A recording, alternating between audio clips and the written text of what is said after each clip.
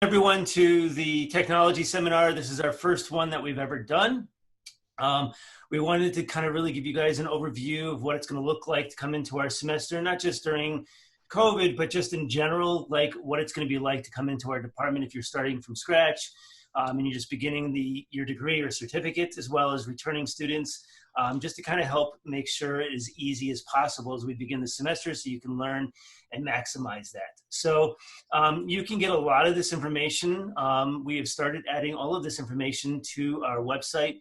If you go to rrcc.edu/VAMA, you will see QR codes on some of the screens here. You're welcome to use your camera on your iPhone or Android to be able to connect to that link that'll take you on that smartphone. So I wanted to start with introductions. My name is Paul Weinrock. I am the department chair in MGD, PHO, JOU, and some art. And I've been around for the last year. I've been teaching for almost 10 years now, one full-time last year. And then my other half is Jared. Jared. How's it going, everybody? I'm Jared Rodriguez. I am one of the leads of the department, MGD, PHO, JOU. We also have video. We like to call that one a little bit of a separate thing because it should be its own beast. It's pretty awesome. And I've been teaching for, I think this is like my 12th year. Going on 12 years teaching. I've been in Red Rocks for a couple of years now, going on 3. So Paul and I are just kind of working together with Rich, who is right there. Rich, if you want to say anything. I'm Rich Myrup. I'm the technology professional, so I help with all the computers and computer labs and the technology that you need in a multimedia department like ours. Awesome. Thanks, Rich. And if you guys have questions throughout, we are looking at the chat. So if it's small enough a group that if you guys have a question, please unmute yourself and please ask. Or you can just put it in the chat area, which I have open so we can go through that as well. We do have a few other people from Red Rocks on here. We have Josephine and Brendan. We'll hear from Brendan later in the slides. Josephine, did you want to say hi to everyone? Hi, everyone. I'm Josephine. I'm a recruiter at Red Rocks. VAMA is part of my recruiting area, so if you have any questions, I can help if you're interested in coming to Red Rocks. Thanks, Josephine. And I did want to mention that we also have Bryce and Becky. Her email goes by Rebecca, but it's Becky and Bryce. They are our advisors for our department. So if you have any questions as far as having problems getting into a class, what class you should take next, definitely please reach out to Bryce or Becky, but you're welcome to reach out to Jared and I as well. Mm-hmm. So, we're going to be talking about some computer recommendations today. Hi, Emily.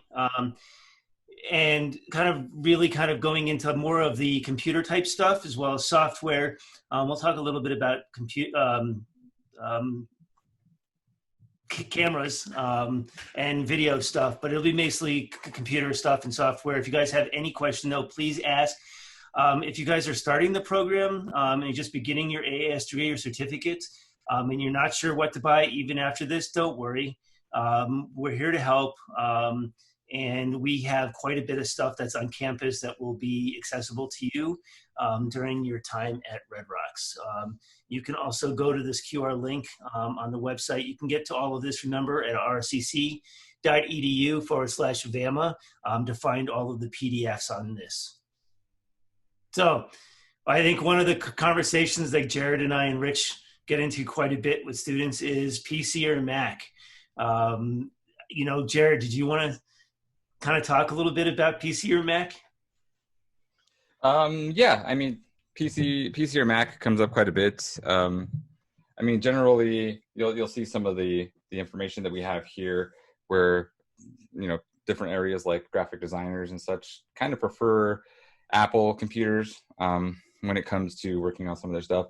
Some of the audio engineers, they prefer some of their Apple computers and such. Really, there isn't a whole lot of difference. It's really nowadays more preference.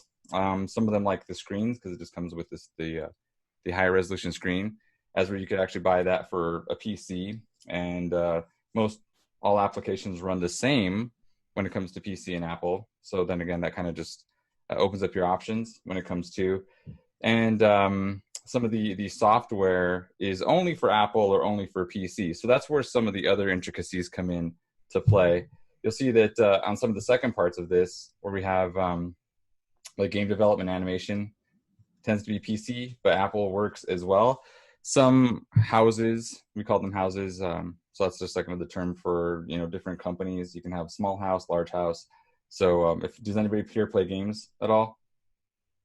Play games? Yes. Nice. Of course. Yeah, so like Blizzard would be considered a large house company, as to where, you know, something around here like Idle Minds would be a smaller house company, and they're local to Denver. So, you know, some of them will use, they're mainly PC for building things and animating things and such, but sometimes they also need Apple if they're going to put something onto a phone, where you're going to have to do something for iOS or you're going to have to do something for Android.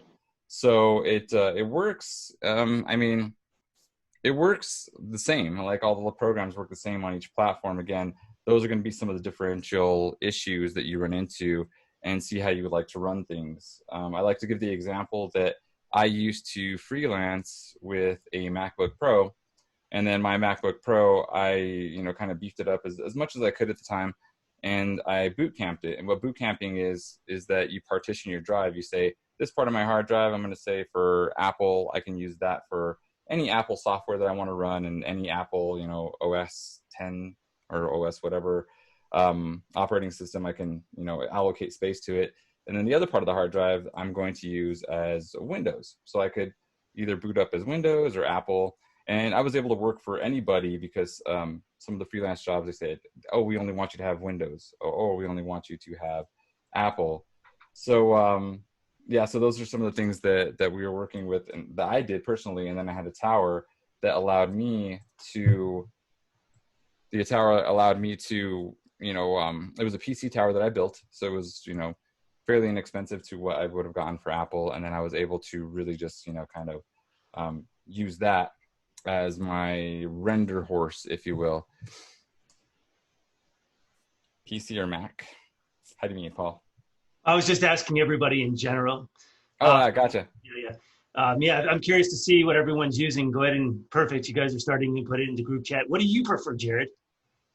I generally don't have a preference, to be honest. I like the abilities that I have with Windows, because I have a lot more options when it comes to some of the stuff that I do. But everybody should know that I do like 3D animation and stuff like that, special effects, game design, as well as graphic design and video editing, stuff like that. So I'm kind of all over the place. So it makes a little more sense for me to go that route, to use a PC, because it's a little more economical for me, and I could build things that are more beastly than I could afford for an Apple computer at the time. In a perfect world, though, in this area, again, if Apple could play a little nicer with prices, I definitely would do probably what I did before: have an Apple laptop, and have my PC tower. Yeah, I lean Mac. I've been leaning Mac for years, but once, like you, boot camp, I use Parallels. Allows me to operate Windows 10 inside of the ecosystem of Mac. Rich, do you have anything else to add there? Well, I mean, yeah, mostly what I put on, which was, since you don't really have quite the upgradability on a laptop, that seemed like a perfect one to go with, a Mac version. And it still allows me a tower at home that I can then put in, you know, I do a fair amount of audio work, so I have a special audio card, and it's actually PC only. It won't work in a Mac at all. And so to me, having both ecosystems is best in a professional environment. Yeah, it's a really good way of going. And I mean, with my laptop, I got a gaming laptop, and I was able to beef it up with how Rich was saying, a sound card. So it actually has its own sound card in it. That way, if I wanted to do like 5.1 surround sound, I think that's the card that they had at the time. They do have some with 7.1, but a lot of those times they're, you know, either going to be a little more expensive, or you could buy an external one that would go on the device. But yeah, So I was trying to cover those realms on the PC side of things. And again, it was just more cost effective. So with what Rich is saying, yeah, either or will work. But I think that it would be nice to have both, especially. You know, and yeah, I mean, it's nice. Certainly, starting out as a student, it can be kind of challenging, and I know many students prefer working in a laptop environment when they're first starting, just because they're going to and from school and they're going to and from different places. It allows them to travel with their stuff. You know, it's a lot more challenging to get a beefier system at a good value on a laptop than a desktop. So I still prefer a desktop if possible. Heck, for years I've thought about taking an iMac 5K, just getting a case for it and lugging that around.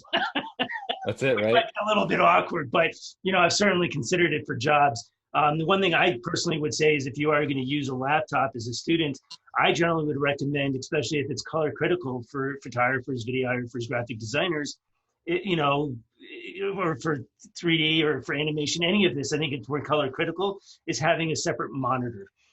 You know, buying the monitors on a laptop are not good. I don't care what kind of laptop you buy, they're just not good comparatively to what you can get for a desktop monitor. So I recommend always buying, if you're gonna have a laptop, buy a monitor for it. And when you're at home, connect the monitor to it. And when you're on the road, you have your laptop. So that's what I recommend. Anything else, guys, before I move on, or any other questions?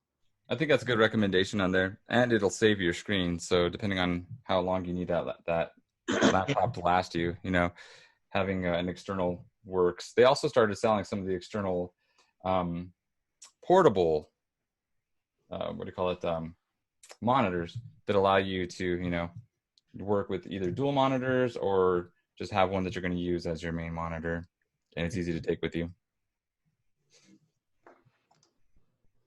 And we were just kind of talking about that desktop versus laptop just there.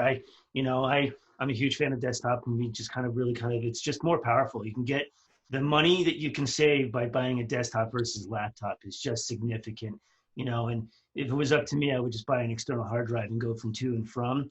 But once again, that definitely gets a challenging moving data back and forth as you go from school. Now, for several of you guys that are going to be remote this semester with MGD, is, you know, you're going to be working at home for most of this. So having a desktop is definitely be more useful. So we did put together, and this is on the website now, if you go to rcc.edu/VAMA, this kind of gives you, we want you to be able to get into our program in a way that doesn't feel like it's going to cost you everything you have and then some. So kind of our goal, Jared and mine, Rich's goal is to put together some specs that basically you wouldn't be crying trying to do some projects, you know, but not spending a tremendous amount of money at the same time. I'm not a huge fan, and I think Jared and Rich, they can say what they want, but I think they're on the same page as me, is Adobe always doesn't make the best recommendations for computers. And, you know, where they're asking for a minimum of 2 gigs isn't really a minimum, in our opinion, trying to do the things we do. So we came up with some specs that we think you can walk in. These higher end recommendations aren't the highest end recommendations. These are just the higher end recommendations that I would spend money on. You know, one of the things you may find as you get through 2 years, and if you go off to a 4-year college, is that you're eventually going to have to buy a new computer every 3 to 5 years. You know, I try to push my computers to a little bit longer. You know, I usually try to go to 5 to 7 years, but, you know, technology is moving pretty fast and it makes it kind of hard. And if you're working on a Mac, it's hard to upgrade versus PCs. You can actually make last a little longer because you can upgrade the video card. I've updated the processors on them.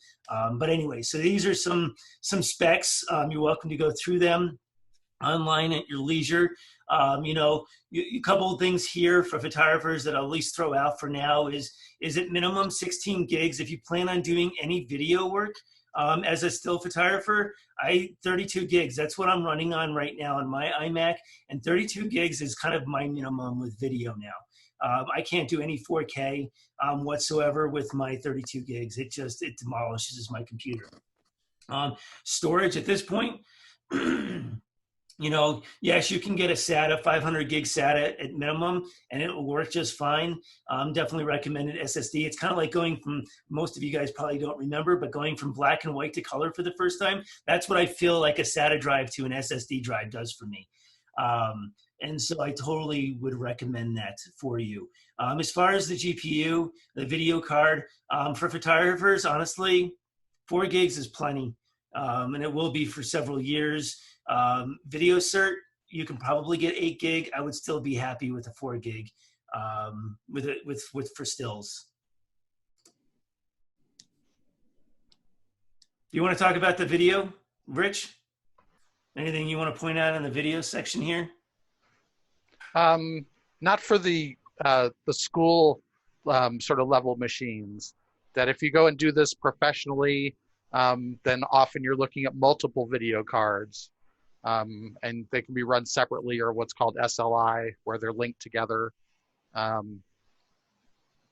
would definitely keep away from any system that has less than 4 these days for virtually any application now. Yeah, and definitely the speed of the newer cards with DDR6 RAM is significant upgrade from the older cards, unless you had the very high-end older cards like the 1070 or 1080. yeah. And then you'll see on here the network adapter. I know a lot of you use wireless. Certainly while we're in this remote environment, I really do recommend using Ethernet. Plug in. Your upload speeds and your download speeds will be much faster as you're trying to upload stuff to D2L for the semester. It will be a significant difference to be able to work in this environment if you're physically plugged in. So when you can, please plug in your Ethernet. I know on Mac, for example, the new Macs don't have an Ethernet port. You can actually go buy an adapter, which is, once again, one of the problems that you can see with laptops are happening as we progress forward. They're having less and less ports on these laptops. PC2 is going the same way. But you can buy adapters, but I totally recommend that. Anything about graphic design and some 3D stuff, Jared, from you that you would at least point out as people are starting to purchase stuff? I would say as like graphic design and 3D. So the 3D is almost, it's not necessarily its own different beast, because you can actually get a computer that's going to be good to service both, serve as a graphic design computer, a PC. If you're running like Autodesk Maya, or if you've tried any of those different products, if you work with anybody that does AutoCAD and different things like that, those are some of the little more robust things that are going on there. As it comes to like GPU acceleration, that's where it's using your graphics card to give you the look that you're seeing. So on the gaming end of things, they've been using GPU acceleration for quite a while now. And then on the other end of things, like Adobe, Autodesk, have now caught up to that, and they're using render engines that make use of GPU acceleration. So what that means is that your processor on your computer is not processing everything by itself, but it's actually offloading some of the work onto the graphics card. So you're going to notice in here that some of the stuff that is recommended, just like the CPUs, I generally just personally wouldn't go below an i7 chip. Some of the i5s with 6 cores and such, they're pretty cool, and you can actually do some stuff with those. But you'll see here that we have different things for CPU, like the i7 chips, 8th generation. They have the i9 chips coming out. I personally haven't tried the new Ryzen Threadrippers, but I do want to try those. It's a different brand than Intel. So there are, cross platforms. We kind of kept it with Intel. Intel's been around forever. They're pretty reliable. Everything works on Intel, and right now they're still a bit of the leaders at the moment. So you'll notice that on the RAM, it's just like the others that we put. So 16 gigs is really the lowest that you'd want to go, but you would really want to kind of push for 32 if you could. One of the things that I wanted to point out is that the graphics card, and I believe I have that here too. Let me check my notes. But the graphics card we were bringing up the other day, Adobe is doing this awesome thing where they're not liking to support even older graphics card like they used to, which has put some of the computers, like my laptop, for some of the software that they have, Dimensions, Adobe Dimensions in this case, specifically, where that software only runs off of the NVIDIA GeForce GTX 1650 or higher. So like in my case, I have a 680 in my computer and it works fine, and it could actually still crush that if they would support the drivers, but they're not doing it. So on this end, I would recommend that you would look at all the specs that are here, but also pay attention to the graphics card, because the graphics card, if it's if it's below a 1650 when it comes to the GeForce GTX series, then it's not going to be supported by some of Adobe's stuff. Now in the future, we really can't say what Adobe's going to start dropping and what they're going to keep. Hey, Jared, there's always new graphics cards coming out, but yeah, go ahead. Is there any website that you would recommend students check out as they're starting to do some of this research? Is there any particular websites that you find that would be useful? Yeah, I mean, a lot of the cases I'll go directly to the website. So I look up Adobe Dimension and I would go to their system requirements, and there's a system requirements for each type of what do you say? I'm going to say software from different companies. So the problem is there's not a comprehensive one that I've seen. I was looking through all of these and I found that's the only one that's really requiring is a 1650 or above to be able to use Adobe Dimensions. So I had to go there program by program and check it out. So really there's no comprehensive program out there. I do have a list, and I could share my list with anybody here if you like. And I know, guys, and all that, for some of you guys probably understand what we're talking about. Some of you are like, oh my gosh, what language are you speaking? Exactly. It's, and some of it you may know, some of it you may not know. Just, make sure you guys are all asking questions. I know that I teach the very first semester of the photography AAS, and we cover a lot of this stuff. And I know MGD 102 is going to cover this. And so, this is, I am personally more of a fan of get into the classroom in MGD 102, get into PHO 121, get into the video class, the first video class, and then kind of start asking your instructors questions about some of this stuff. But some websites that I would recommend is Tom's Hardware. Is there another one? There's a couple out there, right? What's another one, Rich? Yeah, you of course stole the main one that I go to. Me too. That's where I spend a lot of time. Is Tom's. Yeah, I've looked up stuff on Engadget. Oh yeah. Engadget's good. Yeah, there's it's harder to find one which is not talking about sort of general use of the machine versus specific use on these particular products. It's easy now to find ones which will show you gaming performance. Right, and benchmarks, right? Yeah. I also go to Ars Technica quite a bit, and so I do read their blog on a pretty regular basis. I find that one's usually useful. I don't know if any of you guys use that one, but I also use Boy Genius reports, so you'll see me there. Gizmodo usually has some good stuff. So there's definitely quite a bit of news feeds that I read, blogs every day, just to kind of keep up on some of this. And the truth is both Jared and Rich here are both way more informed than I am on most of this stuff. So because it makes my head hurt too. I just, as a professional photographer, I just want to go out and shoot, right? I don't want to think about the technology side of things. I just want to go make sure when I buy a computer, I can process my images, my video, and be able to get out there and work. So, that's the other part of it. So what you're seeing here also is things on the economical end. So yeah, those are basically some of the stuff that we've weeded out by looking at some of the different programs. And if you have any questions or there's something that you plan on using, so let's say that you want to use a certain sound program on PC, you'd want to go to that specific program's website, and you can just type it in. I mean, Google's super fast these days, and find out, the bare minimum that you would need for that. And we look at the bare minimum, and I mean, it's like Paul was saying earlier, it's not something that you want to shoot for, just the bare minimum. A lot of times, if you can get a little bit better hardware, it's going to last you, a year or so further than what the bare minimum might. Okay.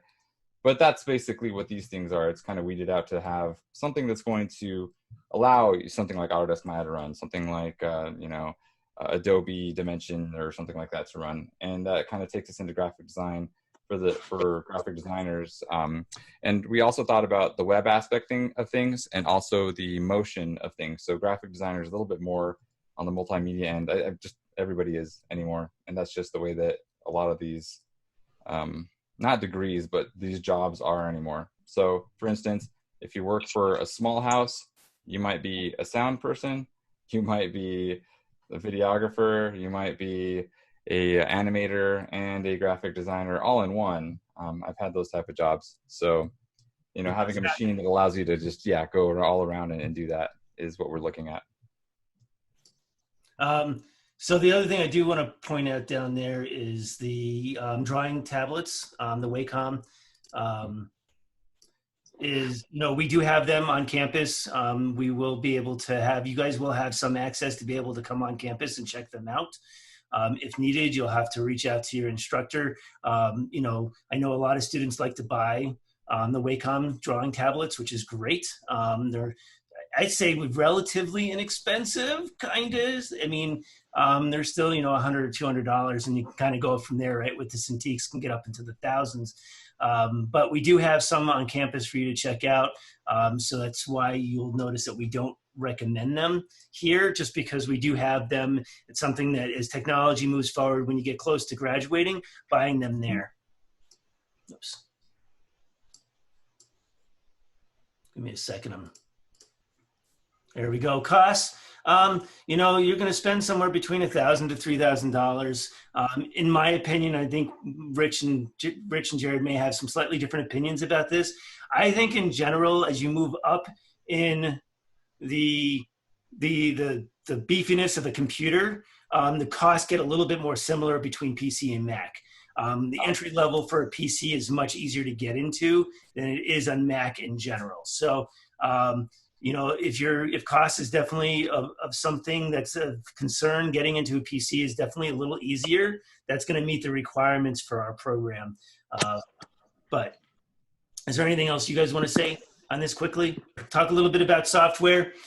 So every student starting this semester, at least for the next 2 semesters, will all have an Adobe license. You'll be able to access from home, as well as if you're on campus. So you'll receive, once you start as a student and you get a student email address, our department will be working with IT to take that email address and attach it to an Adobe license. We'll walk you through that in just a second. Microsoft 365 is free for all students.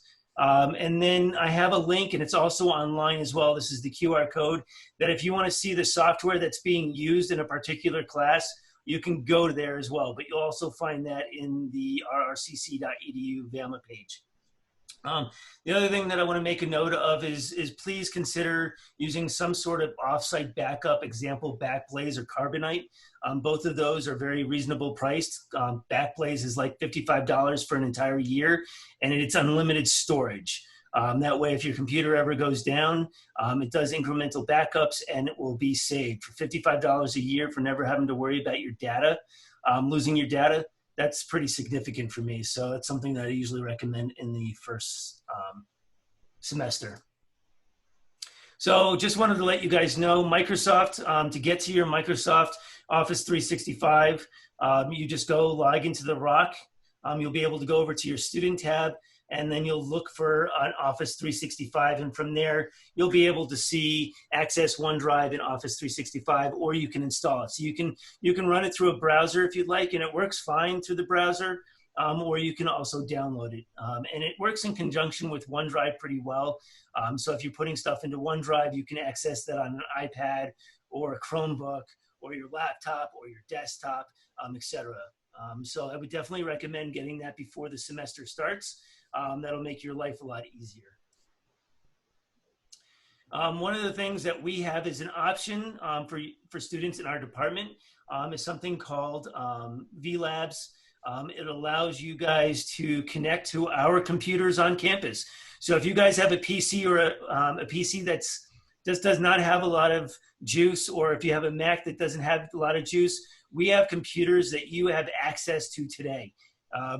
Jared, do you want to talk a little bit about this? Because you actually, this link up here for you guys, this link right here in the QR code gives you a link to be able to know how to download the software and actually use the computers that are on campus while you're at home.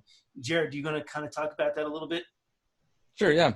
So there's a couple of ways of getting to this. You can get onto it via your web page. So if you're using Google, you can get onto it, but we recommend that you use it's called VMware download. And when you download VMware, it actually puts it onto your computer like an application so that you can run it, and it runs a little more smooth. It connects better so that you can actually link your computer to the computer at school. So what happens is that your computer becomes kind of like a master system that is going to control the other device, which would be a computer at the school. So you have this, kind of your computer becomes kind of like a command central, and then you're having the processing happen on a computer at school, and they're directly linked via online. So as you're working, let's say that you're doing something for my class, and you're going to do that in Autodesk Maya. Your computer's a little slow, it's kind of slowing down, your scene's getting a little too heavy, you have too many characters or something like that in there that you're animating, then you can actually use the computer at school, download all of your information, and assets onto that machine, start running Maya on there, and then you're working on Maya on there, maybe sending up a render there, and letting that machine do, about good 98, 99% of the work. So it's doing that, and then you can copy your items over onto your machine. This can happen for Photoshop. This can do things for video if you're using Premiere or something else. In that case, generally we use Premiere, but you can use that for any of the different programs that we're using for our classes that are going to be on there. At least that are PC based. Gotcha. Mm-hmm. Rich, is there anything else you want to add? No, that's the main part of it. We do have local storage on our higher end machines, so you can actually copy a fair amount of stuff there. For instance, if you're doing like a video editing project, you can copy all of your source material there, and that'll make building the preview files and everything and the final render go way faster. And those are also solid state drives. Yeah, I think that's about it. They're great machines. And actually just, what's interesting about using these is it was so intimidating for me for the first year. I'm not kidding. Like, I've been teaching for 10 years. The previous, Michael was the previous department chair.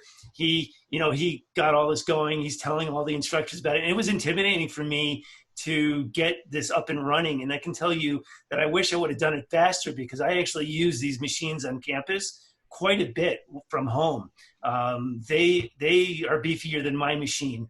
They are PC, but if you guys have any questions, don't hesitate to reach out to any of us to help you get this set up. It is not complicated, though it doesn't work well with Chromebooks. So just wanted to throw it out there. You can actually connect external devices if you're using a Chromebook or running this through a browser. So I definitely recommend having a regular laptop or computer to be running the software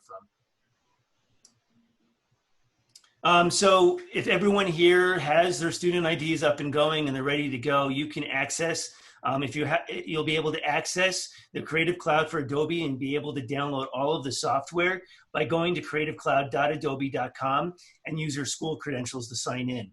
This is, as soon as you go there, you'll be able to sign in. You'll see a little login window like this.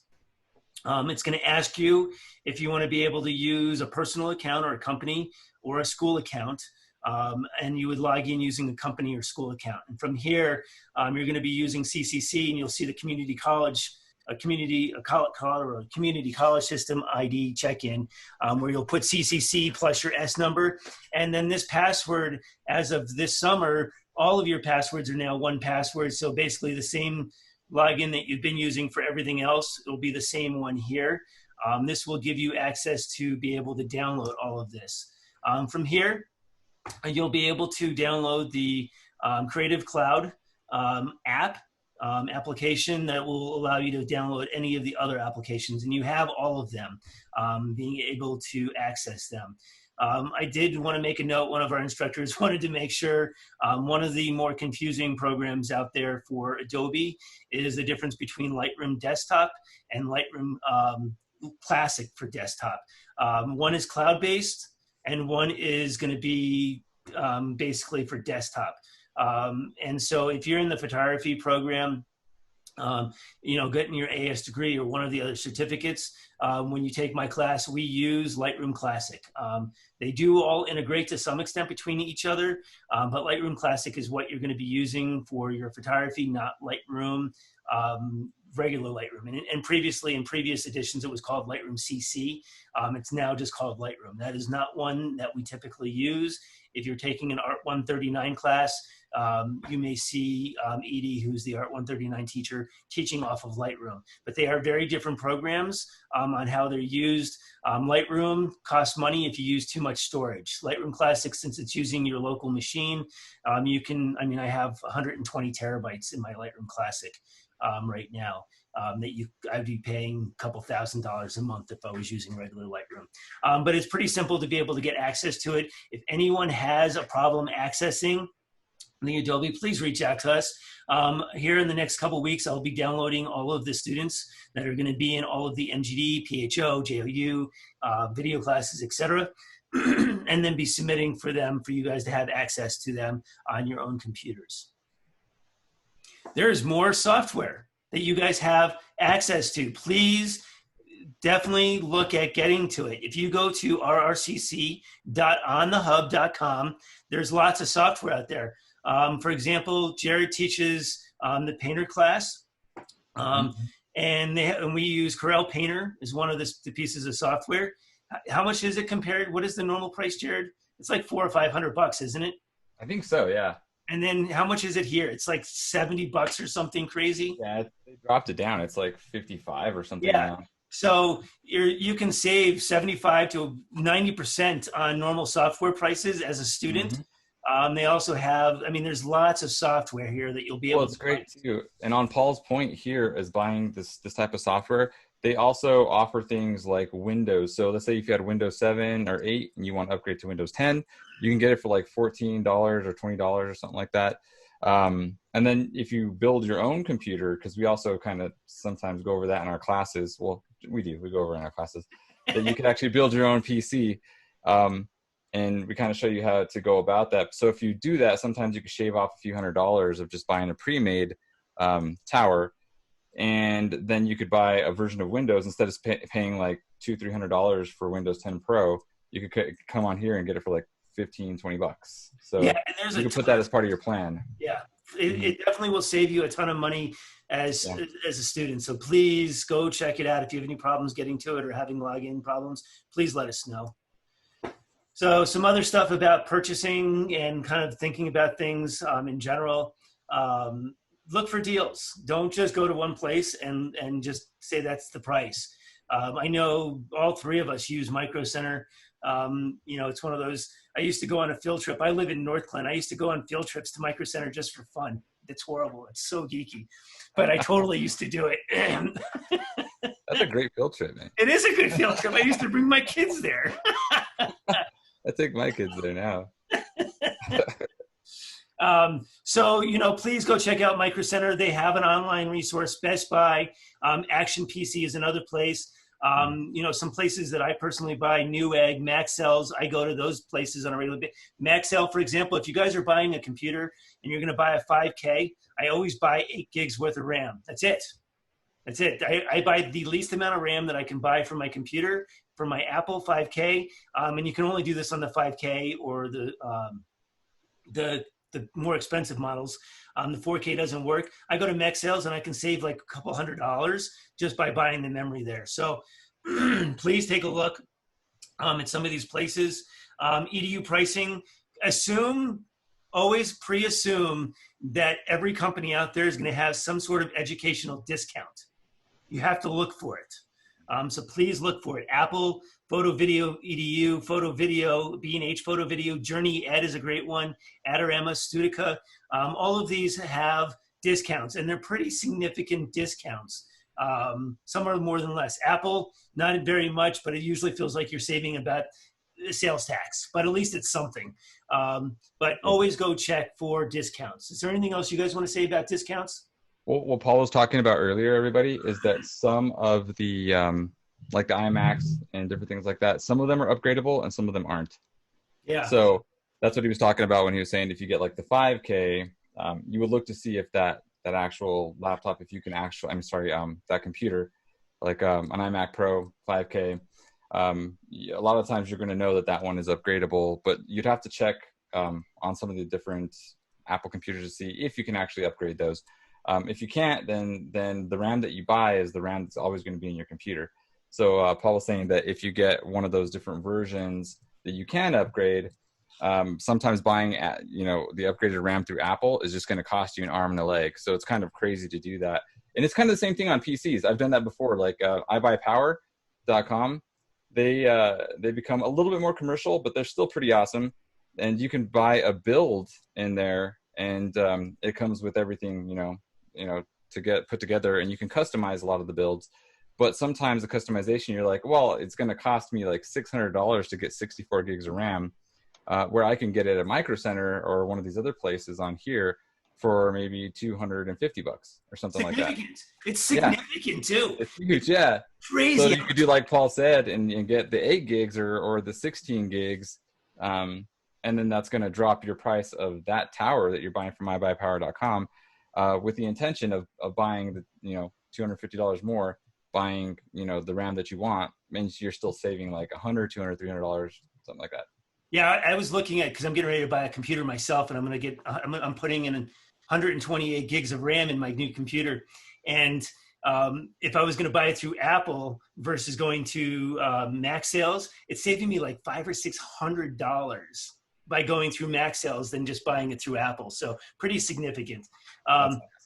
So my next statement: thumb drives. I do not like thumb drives. I do not like seeing thumb drives. I think, honestly, thumb drives are slow.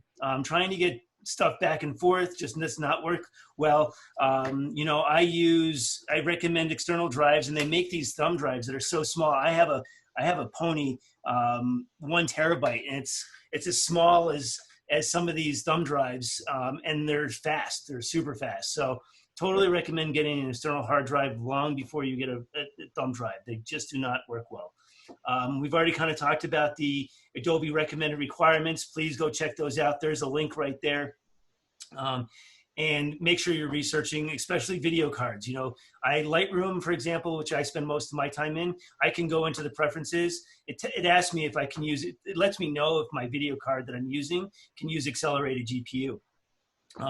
I would definitely make sure whatever you're buying does accelerated GPU, because you're going to have, it just will not work as well. Okay, so some of our spaces, kind of really wanted to let you guys know what we're going to have available for you guys in the fall, specifically this fall with COVID. For any of you sound engineers and audio people out there that are taking Doug's classes for partially in MUS and in MGD, we are going to have some recording studio time available. It's only by appointment only. We'll be sending out information to all of the instructors, as well as putting it online to be able to sign up for these. But these will be the dates that are available. The photo video studio, which is going to be brand new. They're still building it right now for the photography videography space, will be available on Mondays from 4 p.m. to 9. And then our computer and print lab in our darkroom is going to be available Monday through Thursday, and for 3 to 4 hours per day. But once again, it's going to be limited. So I would recommend calling. We'll be getting all this information out so you guys have some access to computers outside of the classroom, but it is going to be pretty limited. And we're only going to be having 3 to 5 people in the space at a time. So I don't know if you should be making sure I'm always going to be using it on Monday. I would call and make sure. We are setting up a system to be able to set up for appointments. Tutor. We have an awesome tutor. Brendan is going to be on campus or online on Thursday. So any of these questions that you have about computers, about software, about homework assignments, he is going to be available by appointment only on campus on Thursdays. If there's no appointments, he'll be doing and filling appointments online on Thursday. And on on Wednesday, he'll be online for a couple hours that you can set up appointments there as well. Brendan, do you want to give a little spiel about what you're doing? Yeah. Can you guys hear me? Yep, Like my little green box isn't showing up on mine, so you're good. cool. Yeah, so all of this stuff, my background's in animation, so all of this got drilled into me for 4 years. So I built my own computer. I have my own high-end rig. I can help you guys with all of this stuff. Like any of the questions you have about any of this stuff, I can help you. And then on the art side, if you have technical questions, I can help you with that. If you just need someone to give you feedback before you turned it in, because you're not sure if that color is the right color or that transition worked well, I can help you with that. Yeah, that's what I'm here for. Please use Brendan. He is phenomenal. He will definitely help you get better grades in classes. So even if it's a little kind of question, even if you're having problems getting your email set up, he can help you. So please reach out to him. He is definitely there. And, you know, he's not, at the moment, hasn't gotten used a lot, so there's plenty of time for you to use him. So I'll be putting a schedule together. I'll be sending this out to all of the instructors and putting this online so that you can book him throughout the semester. Thanks, Brendan. Yep. So, Rich, do you want to talk about kind of some of the stuff that we have on campus that's available to the students? Sure. Our main computer lab is pretty much Apple iMacs. There's one Windows system in it. While we're in our current situation, students would also be able to essentially go into the classroom, assuming there's not a physical class in there, and log into the same system that they would access remotely. So if you copied your files and everything on there, they'll still be there. We have a print lab there that uses a number of different professional inkjet printers, and definitely the print class will be using it, but a number of other classes in design and the levels of the Photoshop and Illustrator class are now requiring that you output something printed. And we like to show off everybody's good work on the walls of the department. And so these printers will be available along with assistance on sort of learning how to use them.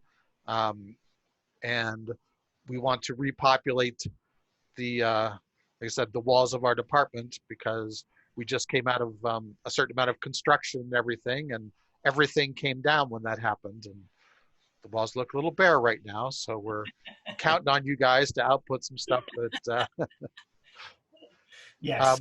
Also, people who are in the film class, we do have film scanners that can handle everything from 4x5 and 35 millimeter and slides, and be able to scan them in and make digital copies of them to either stay digital or, you know, use through different methods of exposure and produce actual print copies. And what about those Cintiqs? oh yeah, the Cintiqs, we have down in our computer lab 8 Cintiqs, 22-inch models, and so they are a graphics tablet that you draw on top of the picture rather than drawing flat on the desk and looking at the screen. They're essentially like a second monitor, but they're very touch sensitive, and they also sense the angle that pens are held at, and they change the behavior of whatever brush or pencil or anything that you've chosen so that you can draw on them very similarly to how you would actually draw on paper. And people who start using them, once you get past a little bit of learning curve at the beginning, are almost always trying to figure out, okay, how can I buy one of these? Yes, yes. It's like night and day, because, you know, I've always had troubles using just the regular Wacom tablets because my hand has never been able to work while looking at this computer monitor, and the Cintiqs changed that for me. To be able to look at what I'm doing while I'm drawing made it possible for me to be able to use a Wacom tablet. So I can't say enough about these Cintiqs. And there are also expansions for that. So using its touch sensitiveness, for instance, hooking up one of these to Logic Pro allows you to use it as a mixer. Yes. And since all of the, and that works for a video mixer or anything like that. And so since the whole thing is very touch sensitive, you can move every dial, every slider that you need to. And it's, you know, it really sort of expands your workspace and makes it easier to work in. It is industry standard as well. So those things and the Wacom tablets. So if you haven't used them, you'll see why they are highly used by the industry, and it goes across all boards. You'll see graphic designers using them. You'll see 3D artists using them, and a lot in between. I even digitally sign stuff now with those things, so it's great. And we just got a question from Emily. Emily, we will put the hours for computer lab time on the website, and then I'll also have the instructors will have those times as well. But once again, make sure you guys are calling to make sure there is available slots to be able to get in. So software, we're not going to go through the software. I just want to show you, this is the software we have on campus. We have more software than this, but this is the main software, including some of the, all of the Adobe stuff and Logic Pro and Blender and Maya. And, there's lots of stuff, Capture One. And so we do have lots of, software on campus, and we continue researching software on a regular basis. Our instructors are researching software on a regular basis. Rich is constantly looking at different types of software, and so is Jared and I, to see what we can get on our program to make sure that we're relevant and that we're teaching the things that we need to be teaching as you guys move into the professional environment. So lots of software. Cage and checkout. We have quite a few things of checkout. Things are we'll have even more starting at the beginning of January. We actually just I think we're in the process of bringing in about $200,000 worth of more gear over the next 6 months, between 6 more video cameras, pro photo lights. It won't be for checkout, but we will have, we're building a lighting grid, and we're going to have a ton of lights in the lighting grid. Definitely taking things up a notch. But here are some of the things that you can check out for the semester. So if you're in video classes, if you're in audio classes, you just reach out to us about using the snowball mics. And if you're in journalism plus in video, being able to use those ZH1s ends, they're great. They're really simple to use, things that you'll learn about. We have color calibration systems out there. You'll be able to come in and check out for, hopefully, we'll figure out a process that you'll be able to check them out for 2 days this semester if needed, so that at least you can get them home to be able to calibrate your monitor. And we have some miscellaneous Canons and Sonys DSLRs that you'll be able to check out, and Alien Bees strobes for photo classes, a couple tripods. We don't have how many tripods do we have right now? So I think there's about 8 photography type tripods and maybe 10 video tripods. Perfect. This is one of the things that can be expensive to buy. So using ours is definitely helpful until you can actually afford your own. So lots of stuff to check out. If you have more questions about if we have it, please don't hesitate to reach out to us. You can certainly reach out to Rich and ask if we have something for checkout. We will have a cage starting in the fall for you guys to be able to come on campus and be able to grab some of this stuff. So we are at the end of the presentation. Do you guys have questions for us that can kind of help us? So we just got a question about the difference between photography and video tripods. Rich, what is the main differences between those tripods? Well, probably the biggest difference is video tripods are set up to pan and often have a fluid head, so that as you're moving them while you're shooting video, it moves in a very smooth and gradual format. Whereas generally for photography, it's using things like a ball head or a geared head where the camera is pretty much locked down into position. There's also video cameras tend to be heavier, and they, especially on the higher end, you will be attaching a lot of stuff to your video camera. And so they can often handle weights of like 10 to 20 pounds. And we've got several really nice ones there. Now, They're less portable in that a lot of these video tripods, you do not want to be planning on hiking up Mount Evans or something with it. Because some of the really good stable ones run 20 to 30 pounds. yes. And the other thing I think is always good with this is kind of asking, talking about tripods is cost. People always, come into my PHO 121 class, the photo image capture 1 class, and they start to buy tripods the first couple of weeks. And I usually say, I'd spend no less than like, $100 to $150 on a tripod. And I always have students still come in and spend $30 or $40 by the end of the semester. Like, yeah, that was garbage. That was money not spent well. So not that I'm asking you guys to spend money like I do, but my tripod head for photography cost me $2,400 just for my tripod. Very specialized tripod, but you can definitely spend money on it. If in a perfect world, I would recommend spending about $400, $500 on a tripod, which isn't always doable. So I would say somewhere between $100 to $200. That'll at least get you to a place that you'll be able to get decent images. And we asked about C-stands, like the ones that we have in the photo studio. Yep. We do have C-stands. We have, 4 or 5 C-stands right now. Hopefully by fall, we'll have another 10 or 15. We'll see what happens with that. And we are expecting more. Cross our fingers. Yeah. Other questions before we wrap this up? I definitely want to thank everyone for coming today. Please, if you have any questions, you can reach out. Jared, can you put your email address in there too? I'm putting mine in there. Sure.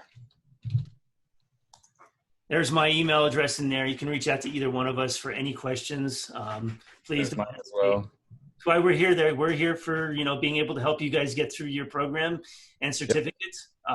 Yep. Classes will be starting on August 17th, and we're excited to have everybody. And for any of you gamers, we are actually supporting esports. We're helping to build an esports team. So we could use you to kind of help us build this thing up. So we're trying to get it going. We're trying to get approval by the school. We're already working with student services. We're the ones backing it, our departments. So if you have any questions, reach out to me, reach out to Paul and or Rich. But we're the ones backing it. We want to get it going, and we'd love to have a team. It'd be great. It would be awesome. Yeah, help us do it. Sounds cool. Awesome. Well, thank you guys. Thank you all for coming today, and we look forward to seeing you guys in a few weeks.